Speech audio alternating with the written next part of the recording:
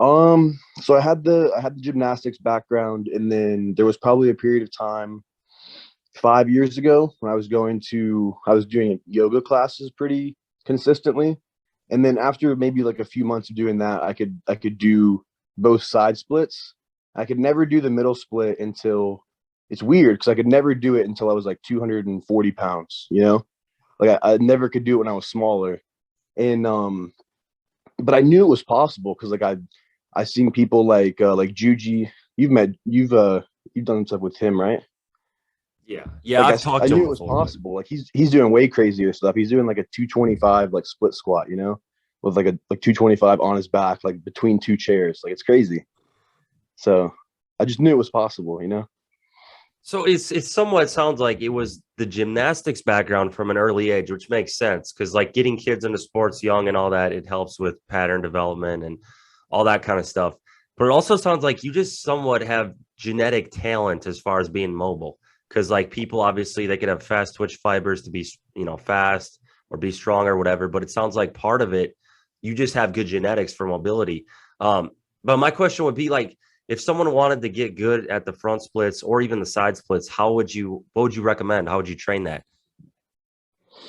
I would look into the knees over toes guy, Ben Patrick, and the way that he talks about mobility, because the way he explains it, like he doesn't really do any like strict mobility work. He does just like in range exercises. So he trains the in range of motion through multiple repetitions, tries to push that in range, not like force it, but tries to, slowly increase it over time and like really milk that what you can get from the in ranges of motion out of really anything. And I think that's the key, is like that coupled with some level of demonstrating the actual skill. I mean, at some point you have to actually do the split, but I think it matters more how you move every day. So how you exercise every day. So I think like a lot of people, if they're doing like these like super deep, like ass to grass squats every single day, they can probably maintain a huge level of mobility just by doing that. I think they can, because they're expressing that the mobility of the ankle, the mobility of the knee, the mobility of the hip, and as well as the upper body mobility to be able to do a full deep squat. So I think just the way you move every day is going to be more indicative of, you know, how far you can push things when you do try to push it to that extreme. So would you say that the mobility has really helped you as far as like injury prevention and such in powerlifting? Does it have a huge carryover to your training? Because I assume it would, as far as your ability to arch on bench, to get into a squat with proper mechanics and no lumbar flexion, that sort of thing. How would you say it's translated to powerlifting, this mobility? I think the body awareness helps, but for powerlifting, a lot of times, besides I guess the arching on the bench press, I don't force any extreme positions. I try to stay pretty, in the middle. Like even my sumo deadlift is not that wide. My stance for my height is pretty moderate. So I think that for me, um, it helps in the sense of like the kinesthetic awareness, the body awareness, but I don't think it helps because I'm not trying to bench like Sean Noriega, for example, I'm not trying to force that extreme position really on any lift. I don't squat that wide. I don't deadlift that wide. I do bench max width now. I did switch to that, but for my size, for my frame, it's not that wide really, compared to what some people are doing. So I think it helps, but only in the sense of I think I have a good awareness of my body, because of the mobility and what that what that kind of entails. Yeah, that makes sense. And I think one of the things too that I was kind of surprised to see was you've been competing for the last almost 10 years. You did your first competition when you were 15. You're 24 now.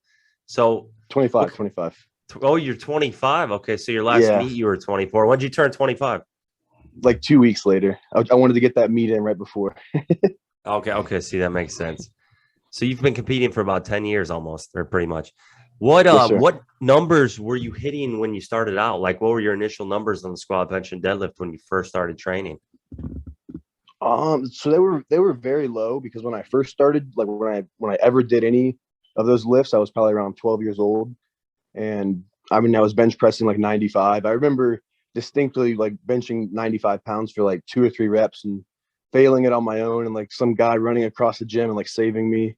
I couldn't, I was very weak. But I was only, I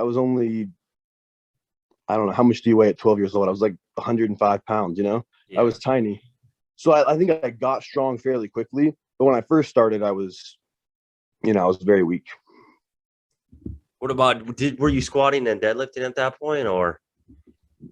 I didn't really get into it until I don't know really why I did this, but I did just want to get a lot bigger. And for those there was at least 4 or 5 months where I probably gained like 60 or 70 pounds of body weight when I was like 14.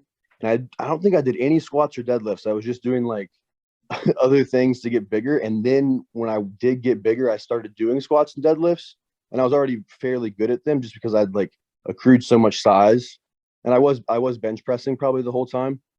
I believe my first meet, it's not on open powerlifting, but my very first meet, I was 15 and I had a 424 squat, a 314 bench, and a 496 deadlift, I believe. Okay.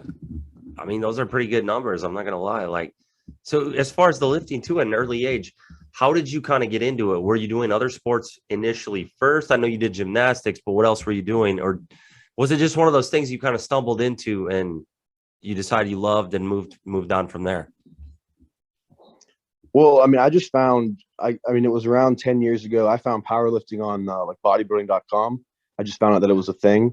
And then I found YouTube, and then I was watching you deadlifts in the basement and everything. I was watching George Lehman. I was watching all these guys, like 10 years ago, like you said. And then I just, so I always knew about it from that point. And then I competed for probably about only a year, and I just kind of hurt myself.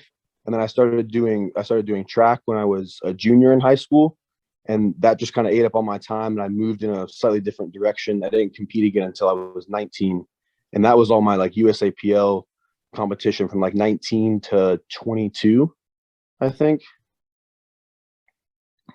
Okay, so you were So doing USAPL 19 to 22, yeah, yeah, and then you went to the dark side, right?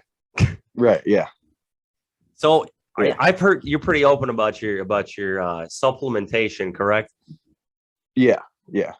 I don't get like too deep into like, like specifics, but I'm open obviously that I'm not claiming natural, obviously, at this point. Okay, I well, if haven't been for a while. yeah, no, I know. I think we look at you, you're a freaking animal. Like you're probably not natural, but you never know anymore either. So that's one thing. Now, Yeah, you really don't. It's crazy. Some of these people out here. so It's even though insane. you've been basically on PDs for like 3 years, how much size have you put on since you got on PDs? What's your weight like jumped up to, and like numbers and such? What are the differences? Because I think I was at like, well, go ahead with your numbers. Well, I think when I started, I was already around 240 pounds. So I gained probably initially for my first meet, um, which was hybrid last year, the hybrid showdown last year, which was probably about um 5 months, was like about 5 months into it. I think I weighed 266 at that meet. So I gained about 25 pounds. Okay. But that was over about 5 months. And then the heaviest I've ever been like in the gym is around 280. But that's obviously like fully fed, like fully clothed. The most I've really ever weighed morning weight is probably around 276, 275 is probably my best morning weight. So I'm trying to push to fill out the 275 weight class, but I don't really like to live there because I'm not constantly pushing that because sleep apnea and whatnot kicks in and is